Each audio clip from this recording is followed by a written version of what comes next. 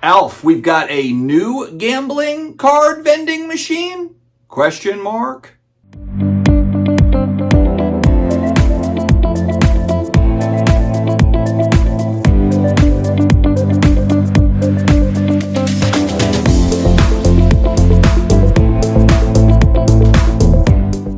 What's going on, sports card hobby family? It is the first Sunday of NFL football. I've got my Tecmo Bowl inspired New Orleans Saints shirt on. We've got the Carolina Panthers at home.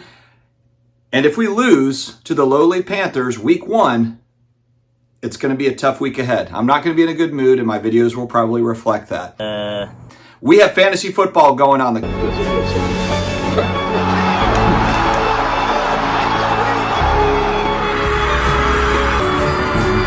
Content Creator League set up by Flipping Steve. I am up this week. They put me right out of the gate against Chris Sewell, baseball card investor, collector, dealer. Right now I've got a lead, but if you look at the projections, we are dead tied. I don't think that's how you say it, but we are tied with a projected mark of like 124.2 each. It's a 50-50 win probability. My march starts today towards the Fantasy Football Content Creator Championship. Huge thanks to today's video sponsor, DC Sports 87. You want to sell on eBay, but you don't want to bother with all the shipping and the tracking, all the listing, and all the stuff that goes into selling individual cards. I send a lot of stuff off to DC Sports 87. Really easy peasy, DC Sports 87. Also, cool little show announcement, new show announcement.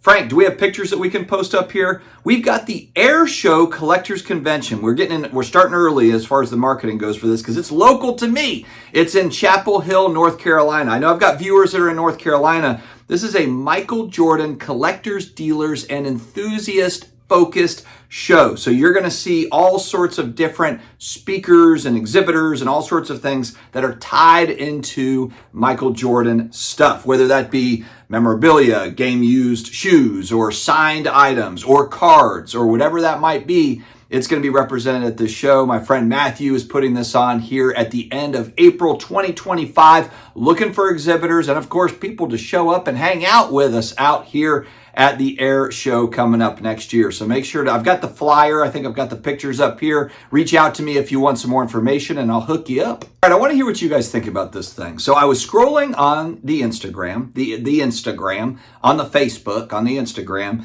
and Find Your Trove, which is a hobby account that does reels and different things on cards. I've been following him for a while, good follow, but he did what looked to be kind of like a promo for a company called Courtyard.io. I don't have any sort of connection or any sort of deal with them or anything, but I just thought this thing sounded interesting, so I want to share it with you. First, we will listen to Find Your Trove talk about this, and then we'll talk about it. Frank, roll the clip. When I say Frank, that means to do the thing. Okay, thank you. A vending machine with PSA graded football cards just came out, and what people are pulling is crazy. See, Courtyard.io's vending machine just dropped their first football pack that has massive chase cards, and you can open one risk-free right now in seconds. So let me show you how this works. On their website, they have digital vending machines that dispense real physical cards, so you can have them shipped to you, or you can have them stored in your account digitally, where they're insured and vaulted by Brinks, and you can at any time sell them on their marketplace. Now, their brand new Football Pro Pack is $50. When you open it, they'll give you a buyback offer to cash out immediately, and if you comment Trove on this post and follow Courtyard, they'll reach out to you and give you a guaranteed buyback offer of at least $50 for your first pack, so that means you can't lose on it. Then for additional packs you open afterwards, right now they're offering 90% buybacks up from 70%. And these buyback offers are based on card ladder comps. Now in the pack I opened today, I got a great hit. I pulled a CeeDee Lamb Select XRC Silver, which is worth over $100, more than double the cost of the pack. Not only does Courtyard tell you the pack odds for all their different vending machines, but they also show you the top cards that are still live in packs, which is constantly being updated as they restock. Now, to stay updated on all the new vending machines our partner Courtyard drops, just give us a follow. So, of course, going back a few months, we had the physical vending machine that was in Las Vegas that had the Pokemon cards. I think that machine has been taken down. I saw some posts going back where I believe it said the machine is no longer there, no longer available, or shut down, or maybe it's getting worked out. I have no idea, but I don't think that physical vending machine that's in the Las Vegas casino, I don't think that is still up. I could be wrong. Let me know if you know. This thing, though, what's better than a physical vending machine that offers repacks? What's better than that? A digital one. That's what this thing is. So this is a digital repack machine. And so the way that Trove talks about this, $50 for a repack. It looks like he did offer some sort of a promo. What did he say? Comment Trove and follow Courtyard, I guess, to get a $50 coupon or something with them, or however that works. I thought it was pretty interesting, though, because I'm thinking about how does it typically work for repackers, and I've seen the line at shows. My God, the National, when you look at Hit Parade and some of these lines, people wait in line for a long time after they bought their repack, they've got their cards, and they're going in to get kind of like a buyback on whatever they bought. This thing basically is all digital. So you buy the $50 for the repack. They offer you a buyback offer, is what Trove says here. It's up to 90%. I guess it's like 70 to 90%. And they did say it's based on card ladder comps. So whether you like that or don't like that, that's up to you. It dispenses real cards. So it's a digital machine, but you can basically, like when you pull this, whatever this thing is, these cards, then they can ship it to you, or they can vault it for you. And I guess they also have a platform to sell it. There's a lot of stuff going on here. One thing that I did like that I thought was good to hear here, is that they also show you, now again, I've never used this thing. I'm never going to buy a repack, and so I'm not going to use it. But what it does say here is that it's got kind of a list of the hits that are still available to you, which I think is pretty important, right? I mean, we're seeing this right now where, do we have a break that ended last night or the night before because the 1-of-1 Wembanyama was hit out of the Topps Chrome? It's something like this where the guy was just like, I can't even sell the fillers. I can't sell the fillers, and he shut down the break.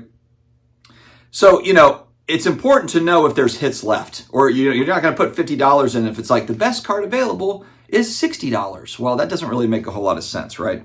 So this thing, supposedly there's some transparency built into this digital repack vending machine.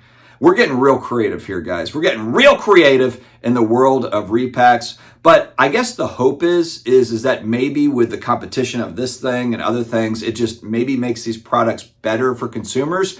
Because the one thing I can cry about it, I can whine about repacks or breaks or whatever, but they're obviously popular. People are buying into them. And so, there's demand for it. So where there's demand, hopefully you have competition coming in, hopefully making it better, kind of squeezing out competition so that there's not huge margins, there to where there's a lot of competition to where the consumers are making out pretty well, or at least getting a better deal than what they normally would without a whole lot of competition. So Trove says that he got a big pull, a $100 CD Lamb card, which, you put $50 in, you get $100 out. That's cool. But then again, of course, how many of them are $20 cards, $10 cards, $5 cards, or whatever.